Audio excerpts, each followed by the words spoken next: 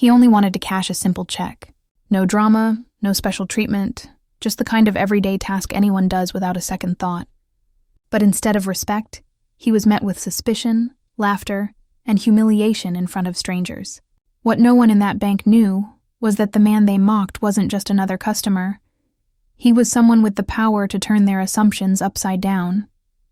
This moment wouldn't just expose one person's prejudice. It would uncover a truth about racism that cuts far deeper. The question is, are we ready to face it? Before that day, Marcus lived the kind of life many would call successful. In his early 40s, he carried himself with quiet confidence, tall, well-dressed, deliberate in his movements. To his colleagues, he was a leader. To his family, he was a provider and role model. To himself, he was proof of what perseverance could accomplish. Marcus had grown up in a neighborhood where opportunity felt out of reach. His mother worked long hours in retail, his father labored in a factory, and both instilled in him a belief that discipline and education were his ticket forward. That belief carried him through nights of studying when exhaustion whispered to quit, through boardrooms where he was often the only black man at the table, and through decades of climbing a corporate ladder designed to push him off at every rung. By the time this story begins, Marcus had the career, the home, and the stability his parents once dreamed of for him. Yet, no matter how high he climbed, he carried an unavoidable truth. To some, he would never be more than the color of his skin. On this particular afternoon, Marcus decided to run a simple errand himself. No assistants, no driver, no team behind him, just a stop at a neighborhood bank branch to cash a check. It was the kind of task that should have taken minutes. Nothing unusual, nothing remarkable. The autumn air outside was cool, the sun hanging low as he straightened his tie, a small ritual of order he always performed. He thought about his children waiting for him at home, about dinner later with his wife, about the upcoming weekend. Everything about the day felt ordinary. Inside the bank, fluorescent lights hummed over beige walls. A short line wound its way toward the counter, a handful of customers shifting impatiently with paperwork in their hands. Marcus stepped into line, holding his envelope neatly prepared with the check and his identification. But soon, he noticed the subtle weight of glances. A quick double take from one man, a lingering look from a woman across the lobby. He'd seen those looks all his life. The silent questions. Do you belong here? Are you out of place? He ignored them, as he always had. Experience had taught him that responding to every flicker of doubt was exhausting. Instead, he reminded himself of the countless rooms he had entered where he was underestimated, rooms he always left with respect earned. This, he thought, would be no different. When his turn came, Marcus stepped forward with quiet confidence. He handed his envelope to the manager who had just come to the counter, a woman in her early 30s, sharp-eyed, her posture crisp. Marcus greeted her politely, explaining his request. Her reaction was immediate. She scanned the check, then looked back at him, her lips curving into a smile that wasn't friendly but dismissive. Her eyes held that familiar flicker, not of professionalism, but of suspicion. Marcus stayed composed. He'd seen it before. Questions loaded into tone, assumptions dressed up as procedure. She asked if he even had an account there, not with curiosity, but with an undercurrent of doubt. He calmly pointed to his account details, waiting for her to process. Instead, she chuckled softly. Not out of kindness, but in a way that sliced through the quiet of the bank. It wasn't just disbelief, it was mockery. Other customers glanced over. The room shifted. What had been a routine transaction was now a scene. Marcus felt it in the air, the subtle tightening, the way strangers positioned themselves as if to witness a performance. The manager waved for another teller, holding the check higher than necessary as if it were suspicious evidence. We'll need to verify this, she announced, her voice just loud enough to draw attention. Whispers stirred behind him. People muttered, eyes narrowing, some smirking. In minutes, Marcus had gone from customer to spectacle. He stayed still. Outwardly calm, inwardly bracing against the sharp edge of humiliation. He knew the trap. If he showed anger, he'd be labeled aggressive. If he protested too firmly, he'd be cast as threatening. Silence, for now, was his shield. but silence did not erase the sting. The second teller studied the check, whispered with the manager, then disappeared to make a phone call. Every second dragged like an hour. Marcus stood alone, surrounded by murmurs, the weight of judgment pressing down heavier with each passing moment. And then, as if the situation weren't degrading enough, the manager laughed again. This time louder, sharper, her smirk widening as she eyed Marcus with a look that said, "You don't belong here. You're out of your depth." The check was real. His account was valid. His presence, however, was the only thing being questioned. Marcus didn't move, didn't flinch. Inside, though, the fire burned hotter, not just for himself, but for what this moment represented. A lifetime of being second-guessed. A lifetime of being forced to prove, again and again, that he was worthy of basic respect. What the manager didn't know, what no one in that room could have imagined, was that the man she mocked wasn't only a customer. He was the one person with power enough to change everything. And soon, that truth would shake the room to its core. The air inside the bank grew heavier by the minute. Marcus stood tall, but inside the storm raged. He could feel the eyes of strangers drilling into him, each second feeding the humiliation. The manager tapped her nails against the counter, still clutching his check like it was a forged relic. "You'll have to wait," she said curtly. No apology, no explanation, just authority wrapped in disdain. Marcus gave a small nod. He wasn't about to cause a scene, but the truth gnawed at him. Why should he have to prove his dignity again? Minutes dragged.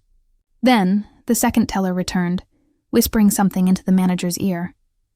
Their eyes flicked toward Marcus, sharp, suspicious, and amused all at once. The manager laughed again, louder, crueler. This wasn't professionalism. It was ridicule. Marcus felt heat crawl up his neck, but he steadied himself.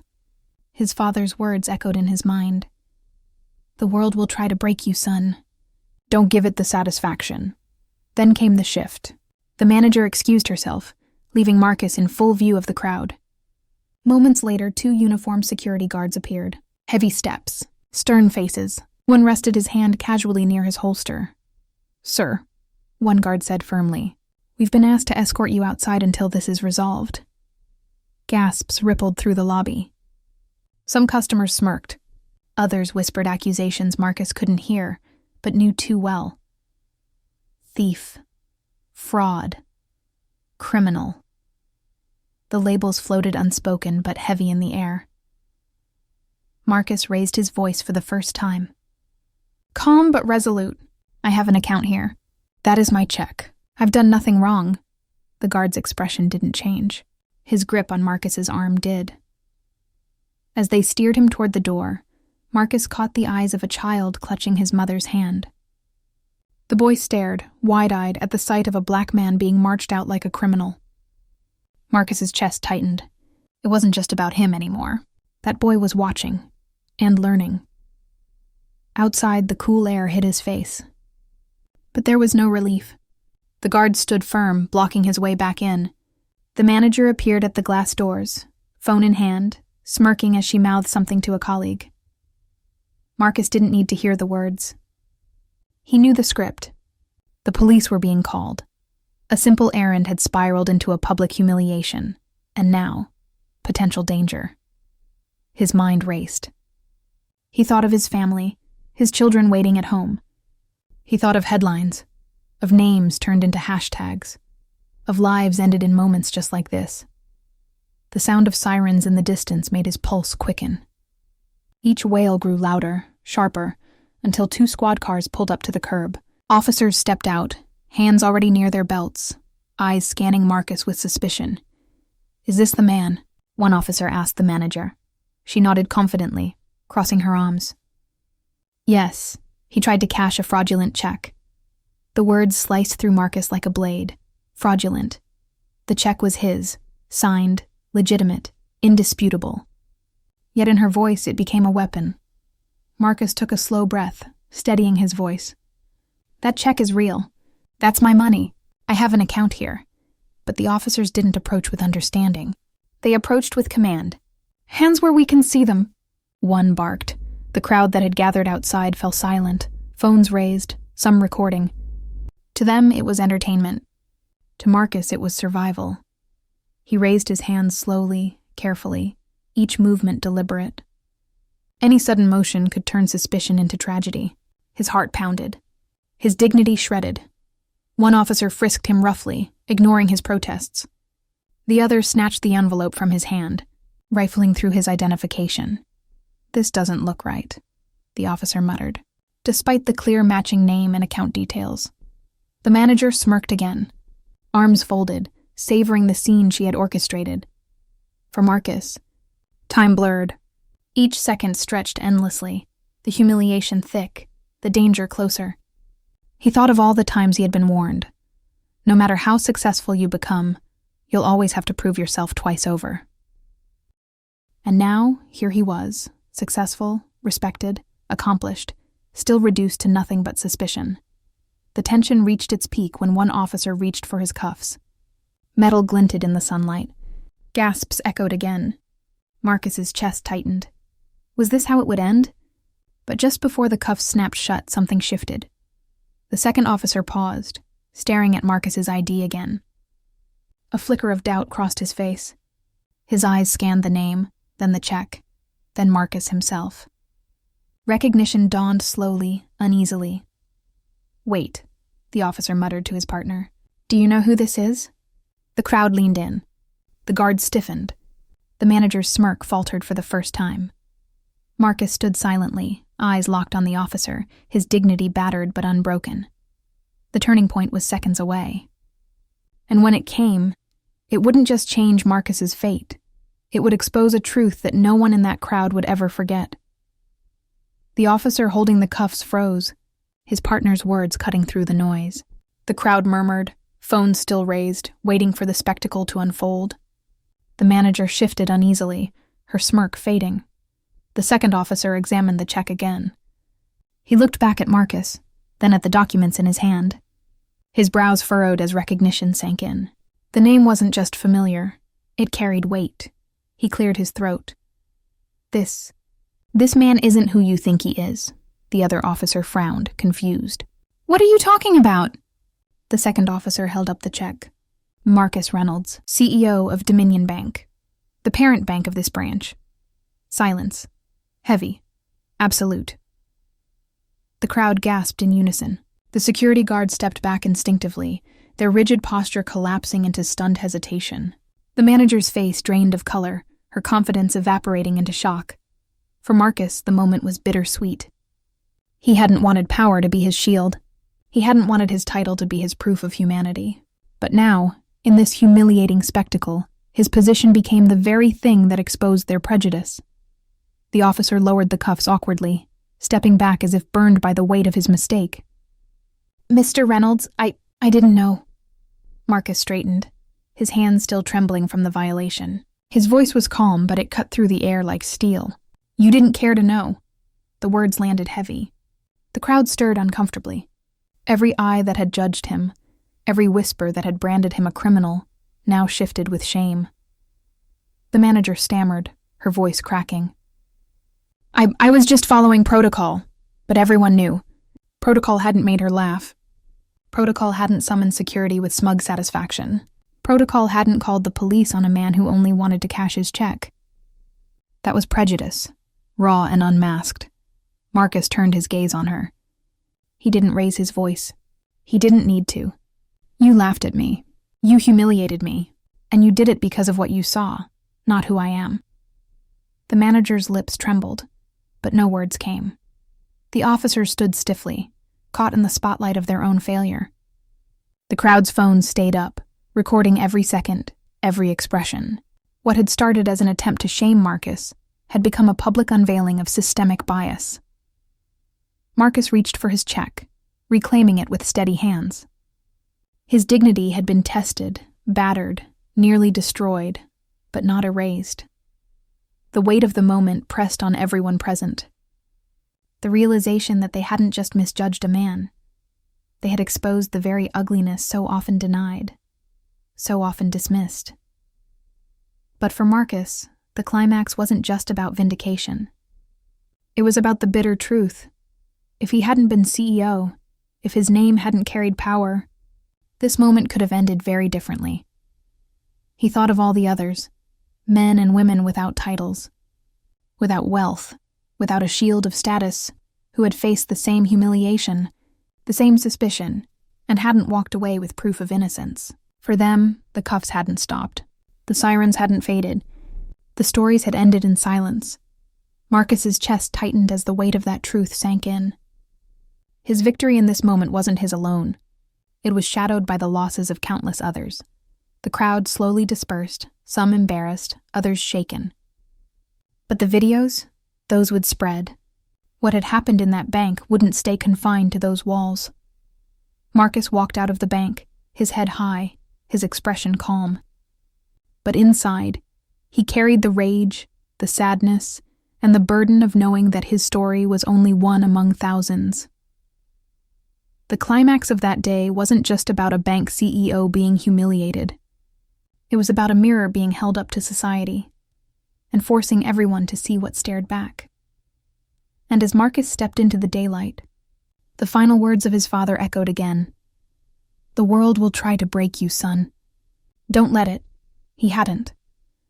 But the scars left behind were a reminder of how easily it could have gone the other way. The story wasn't over. Not for him, not for anyone. Marcus stepped into the sunlight, his check in hand, but the weight he carried wasn't paper. It was the burden of what had just unfolded. The bank behind him stood silent, its glass doors reflecting not only a building, but a truth too many wanted to ignore. Yes, he had walked out without handcuffs. Yes, his title had shielded him when prejudice tried to strip him bare. But beneath that relief lay a haunting thought. What if he hadn't been the CEO? What if his name hadn't carried weight? For countless others, the ending would have been far darker. The crowd that had once judged him slowly scattered, but their whispers lingered. The videos they had recorded would spread quickly, exposing the manager's smirk, the security guard's aggression, the officer's doubt. People across the city, and beyond, would see the raw truth play out in real time. Marcus knew the headlines that would follow. Bank CEO profiled in his own branch. But he also knew that beyond the headlines was something deeper, an undeniable glimpse into how prejudice operates quietly, shamelessly, and publicly. Back home, Marcus sat at his desk, staring at the check he had fought so hard to prove was his. It wasn't about the money. It was about the principle, the humiliation, the way dignity could be stripped in seconds. He thought of his children. One day they would hear this story, and what lesson would it teach them? That no amount of success could shield them from suspicion? That their skin color would always speak before their voices could? The thought cut him deeply. But then he remembered the little boy in the bank, the one who had watched with wide, frightened eyes as security dragged Marcus toward the door. That boy had witnessed the injustice. He had seen the shame, but he had also seen something else. Marcus standing tall, refusing to crumble, refusing to let prejudice write his story. That, Marcus realized, was where the impact lived. Not in his title, not in the exposure of the manager's cruelty, but in the lessons people would take away. The bank issued a statement days later, apologizing publicly. The manager was placed on leave. The officers were reviewed. But Marcus knew the pattern. Institutions protect themselves first. Accountability comes slow, if at all. Still, the incident sparked conversations. Hard, uncomfortable conversations. In boardrooms, on news panels, across dinner tables, people asked the same question. If this could happen to a CEO, what happens to everyone else? And that was the truth Marcus wanted the world to confront. His story was not an exception. It was a window into the rule. A rule written silently into systems that claim fairness, but practice something else entirely. The humiliation he faced was a single drop in a vast ocean of racial injustice. But every drop creates ripples, and sometimes those ripples grow into waves strong enough to challenge the tide. Marcus knew his fight wasn't over. It couldn't be. Not while others carried the same burden without the shield of status or wealth. He had power, a platform, and a responsibility. So he spoke out, not just for himself, but for the countless others whose voices had been silenced. He told his story to remind people that racism isn't just a relic of the past. It's alive, it's insidious, and it can appear in something as ordinary as cashing a check. The impact of that day stretched far beyond the walls of a single bank. It forced people to see what they often try to look away from. It reminded them that respect shouldn't be earned through titles. It should be granted through humanity. And perhaps most importantly, it left everyone with a choice. Ignore the truth and let the cycle repeat. Or face it and demand change. As Marcus reflected, his father's words returned once more, steady and guiding. The world will try to break you, son. Don't let it. He hadn't let it. But now, he asked the world a question. One that lingers still. If dignity can be stripped so easily from one man, how safe is it for any of us? And more importantly, how much longer will we allow it?